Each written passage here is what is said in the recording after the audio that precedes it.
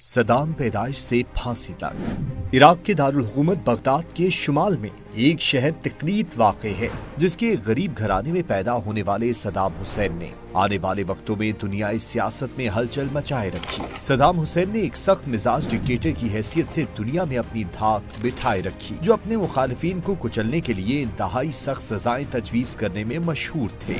सदाम के वालिद की जल्द ही वफात के बाद उनकी वालिदा ने भी उनको अपने से दूर रखा और उन्हें अपने रिश्तेदारों के पास छोड़कर खुद किसी और गांव चली गईं। चंद साल बाद उन्होंने दूसरी शादी कर ली।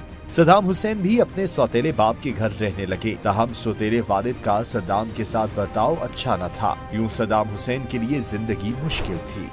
12 बरस की उम्र में सदाम हुसैन ने अपना घर छोड़ा और तिकरीत में अपने एक चचा के साथ रहने लगा। बचपन में पेश आने वाले हालात ने सदाम हुसैन की शख्सियत पर गहरे असरात डाले। वो एक जिद्दी और तशद्दुद पसंद शख्सियत बन गए, जिसने आने वाले अरसे में सदाम हुसैन को एक तशद्दुद पसंद सियासी शख्सियत के तौर पर किरदार दिया। जब सदाम हुसैन जवान हो रहे थे तो उस वक्त पूरे खित्ते खुसूसन शाम और मिस्र में अरब कौम परस्ती जोर पकड़ रही थी। उसका आगाज मिस्र के जमाल अब्दुल नासिर कर चुके थे। अपने लड़कपन में सदाम हुसैन हुकूमत मुखालिफ मुजाहिरों में खासे सरगर्म रहे और बहुत से दूसरे इराकियों की तरह बरतानवी नौआबादियाती हुकूमत और अमीर जागीरदारों के खिलाफ मुज़ाहमत में किरदार अदा किया। यूं आहिस्ता आहिस्ता सदाम एक सियासी शख्सियत के तौर पर मंजर-ए-आम पर आने लगे।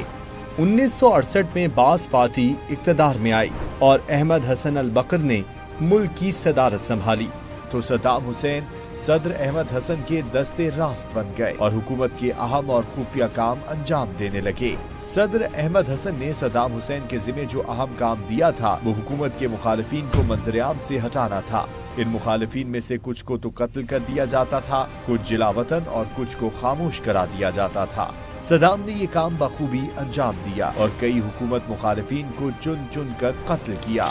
1968 में सदाम हुसैन नायब सदर बना दिए गए और इनके साथ ही सदाम हुसैन के सियासी अज़ाइम भी मजीद बढ़ने लगे और सन 1979 में उन्होंने अपने मोहसिन अहमद अल बकर से जबरदस्ती इस्तीफा दिलवाया और खुद सदर बन गए।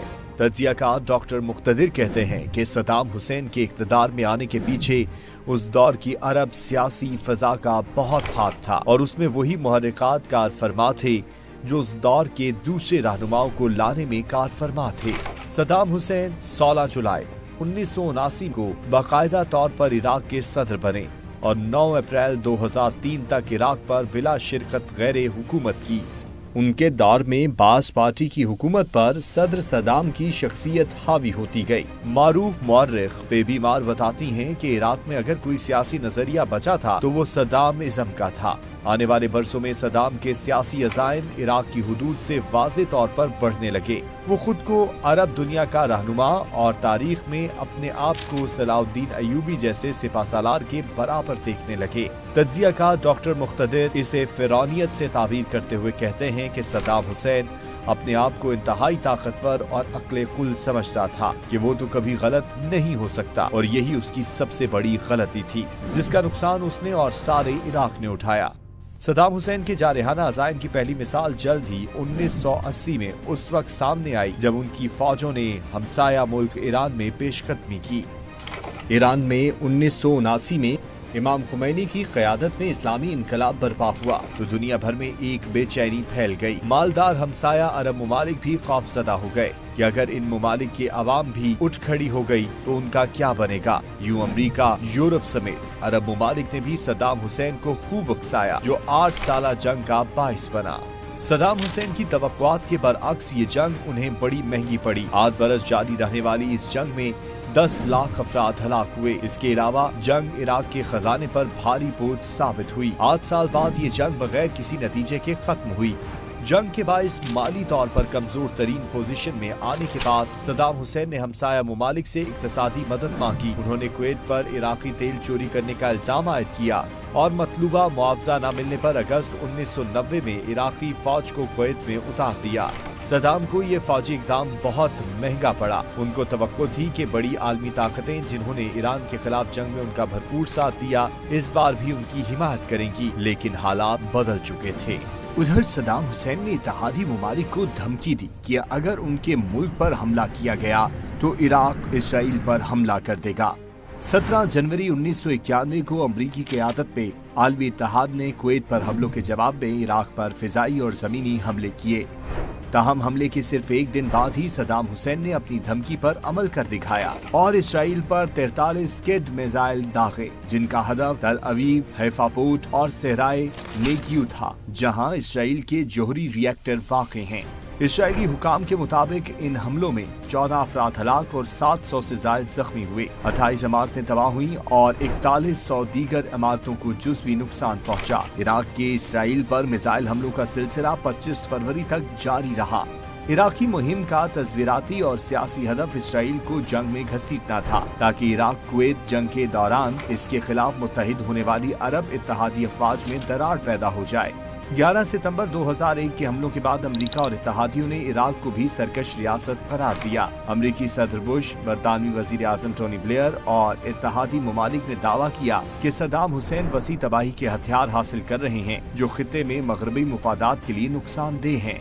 इत्तेहादी अफवाज ने मार्च 2003 में इराक पर बाकायदा हमला करके सदाम हुसैन की हुकूमत खत्म कर दी। सदाम महल छोड़कर फरार हो गए। इस जंग में सदाम के 2 बेटे उदय हुसैन और किसा हुसैन भी हलाक हो गए थे।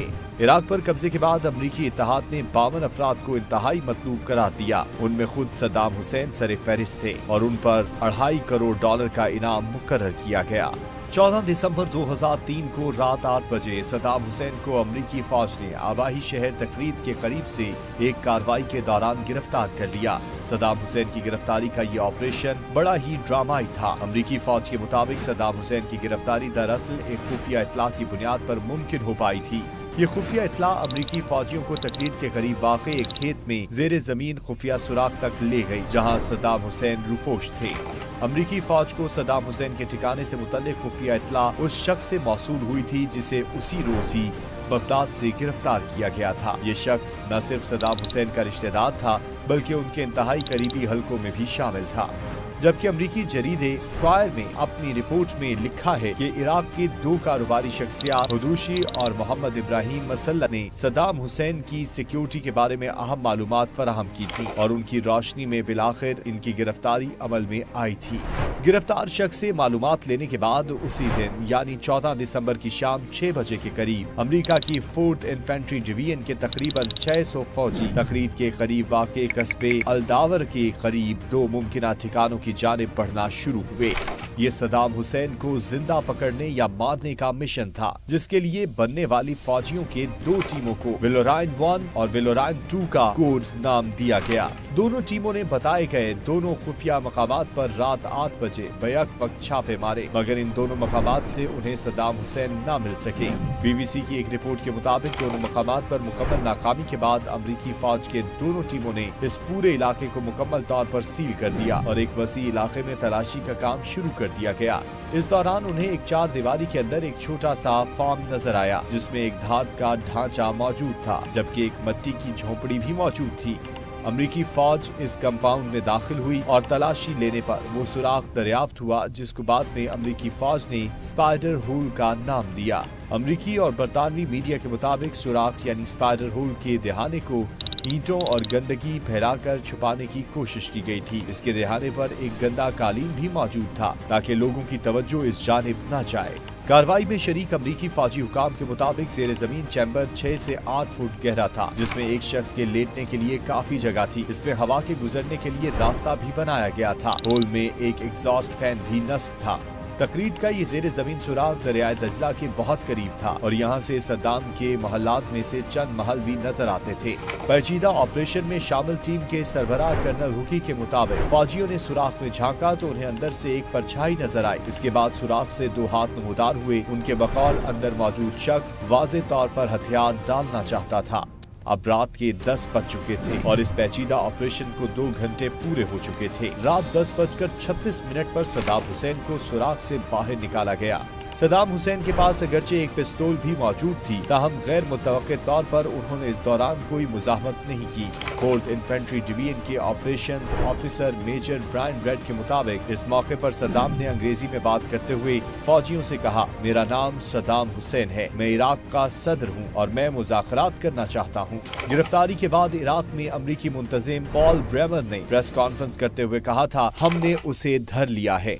अमरीकी हुकाम ने सदाम हुसैन की गिरफ्तारी के बाद 30 जून 2004 को उन्हें इराक के हवाले कर दिया। सदाम हुसैन पर इराक के शहर दजील में 148 सियासी मुखालिफिन के कत्लेआम का भी इल्जाम है, जिसके बाद उन पर 148 अफराद के कत्लेआम का मुकदमा चलाया गया। 3 नवंबर 2006 को इराकी अदालत ने सदाम हुसैन को फांसी की सजा सुनाई और 30 दिसंबर 2006 की सुबह सदाम हुसैन को फांसी पर लटकाया गया। फांसी देने के बाद इराक के इस साबिक डिक्टेटर को आबाई शहर तकरीत के करीब आबाई गांव अल अजवा में दफन कर दिया गया। यूं सदाम हुसैन, जिसने मुल्क में अपने मुखालिफिन को खत्म करने के लिए जिस सख्त तरीन अदालती निज़ाम की बुनियाद रखी थी, उसी अदालती कवानीन के तहत उनको खुद फंदे पर झूलना पड़ा।